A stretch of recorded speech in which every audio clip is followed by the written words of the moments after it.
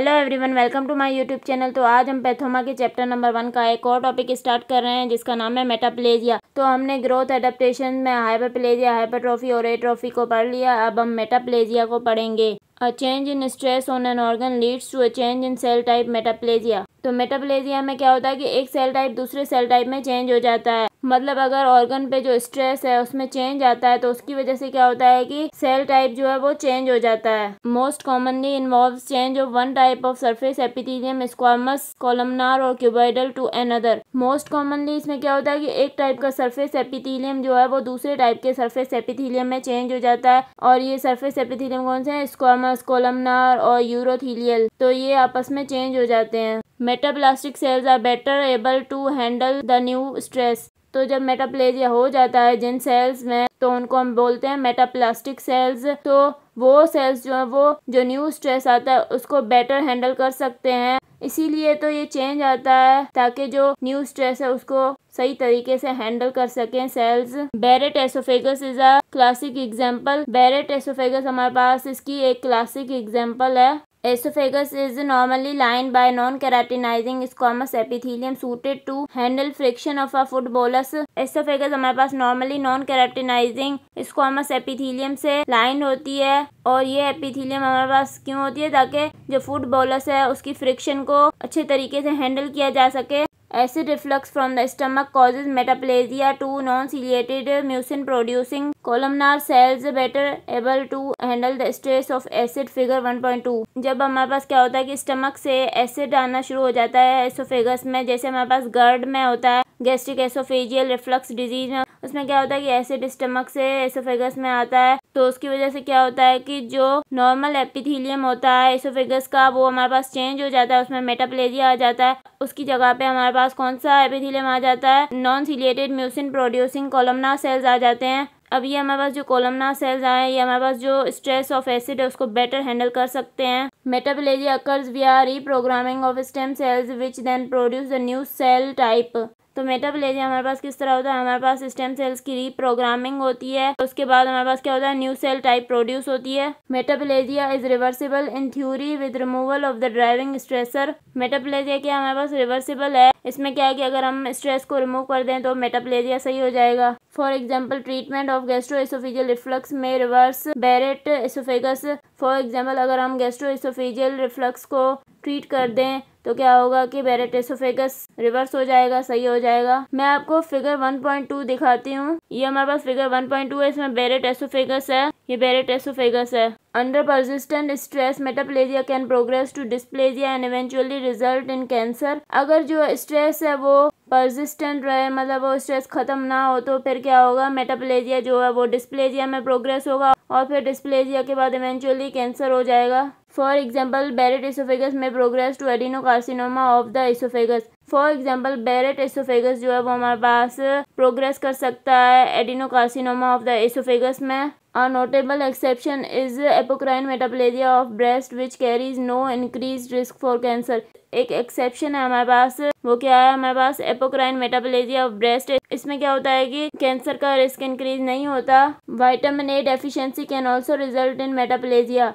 Vitamin A की deficiency की वजह से भी मेटाप्लेजिया हो सकता है। Vitamin A is necessary for differentiation of specialised epithelial surfaces such as the conjunctiva covering the eye. Vitamin A हमारे पास जो है वो नेसेसरी होता है स्पेशलाइज्ड एपिथेलियल सरफेसेस की डिफरेंशिएशन के लिए। वो सरफेसेस कौन सी हैं? जैसे हमारे पास कंजक्टिवा है जो कि एक आई को कवर कर रहा है। In vitamin A deficiency the thin squamous lining of the conjunctiva undergoes metaplasia into stratified keratinizing squamous epithelium.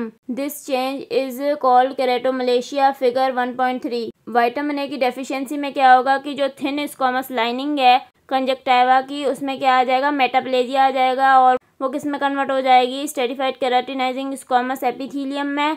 और इस चेंज को हम बोलते हैं केराटोमलेशिया। फिगर 1.3 में आपको दिखाती हूँ। ये हमारे पास फिगर 1.3 है, इसमें आप देख सकते हैं केराटोमलेशिया, ये देख सकते हैं आप। Mesenchymal connective tissues can also undergo metaplasia. Mesenchymal connective tissues में भी मेटाप्लेजिया हो सकता है। A classic example is myositis ossificans in which connective tissue within muscle changes to bone during healing after trauma. Figure 1.4। तो हमारे पास इसकी एक क्लासिक एग्जांपल क्या है, मायोसाइटस ओसिफिकेंस। इसमें क्या होता है कि जो मसल है उसके अंदर जो कनेक्टिव टिश्यू है वो बोन में कन्वर्ट हो जाता है, बोन में चेंज हो जाता है। ट्रॉमा के बाद जो हीलिंग होती है उसके दौरान ये मेटाप्लेजिया हो जाता है। फिगर 1.4 में आपको दिखाती हूँ। ये हमारे पास फिगर 1.4 है। इसमें क्या है, मायोसाइटस ओसिफिकेंस।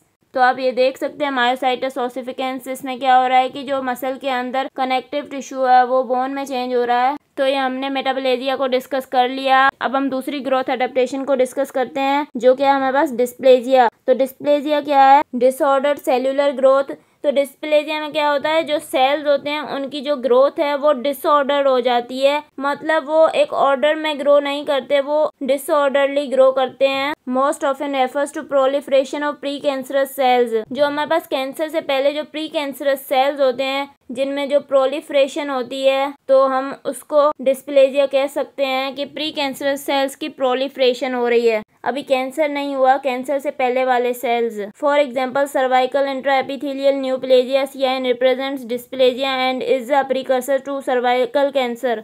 फॉर एग्जांपल हमारे पास सर्वाइकल इंट्राएपिथेलियल न्यूप्लेजिया है, वो क्या करता है, डिस्प्लेजिया को रिप्रेजेंट करता है। और हमारे पास जो है वो प्रीकर्सर है टू सर्वाइकल कैंसर, मतलब अभी तक सर्वाइकल कैंसर नहीं हुआ, लेकिन जो उससे पहले वाली स्टेज है CIN, उसमें क्या है, डिस्प्लेजिया हुआ है। अभी प्री कैंसरस सेल्स हैं, कैंसर नहीं हुई। Often arises from long standing pathologic hyperplasia, example endometrial hyperplasia और मेटाप्लेजिया, एग्जाम्पल बैरेट एसोफेगस।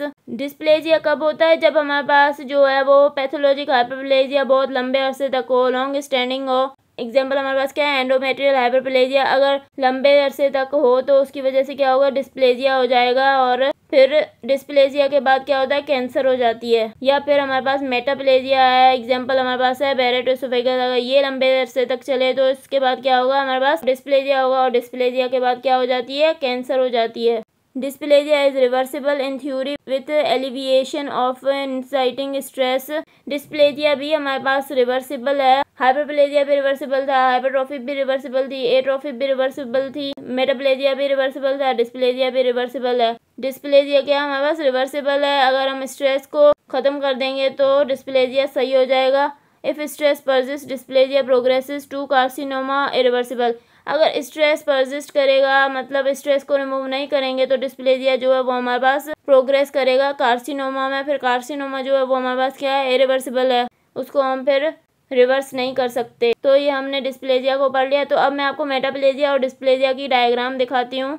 तो इस डायग्राम में हमने पहले लेक्चर में हाइपरट्रॉफी, हाइपरप्लेजिया और एट्रोफी को पढ़ लिया था। तो अब मैं आपको इसमें मेटाप्लेजिया और डिस्प्लेजिया दिखाऊंगी। तो आप देख सकते हैं ये हमारे पास एक नॉर्मल डायग्राम है। इसमें क्या है, सारे सेल्स की जो साइज और नंबर जो है वो नॉर्मल है। तो अगर हमारे पास जो है वो चेंज इन सेल साइज और नंबर होता है तो वो कौन सी एडेप्टेशन में होता है, तो मैंने वो आपको पहले ही लेक्चर में बता दिया है। तो अब जो हम मेटाप्लेजिया और डिस्प्लेजिया है वो क्या होता है, तो वो मैं आपको दिखा रही हूँ। अगर हमारे पास चेंज इन सेल टाइप हो जाए तो क्या होगा, कौन सी एडेप्टेशन होंगी, एक मेटाप्लेजिया और दूसरा क्या है, डिस्प्लेजिया। अब आप देख सकते हैं इसमें हमारे पास सेल्स ऐसे हैं और इसमें हमारे पास सेल्स ऐसे हैं। तो देख सकते हैं आपकी सेल की टाइप में चेंज आ गया है, सेल की टाइप चेंज हो गई है। जैसा कि हमने थ्योरी में पढ़ा था कि मेटाप्लेजिया में क्या होता है कि एक सेल टाइप दूसरे सेल टाइप में चेंज हो जाती है। अब मैं आपको डिस्प्लेजिया दिखाती हूँ। आप ये नॉर्मल को देखें और डिस्प्लेजिया में देखें।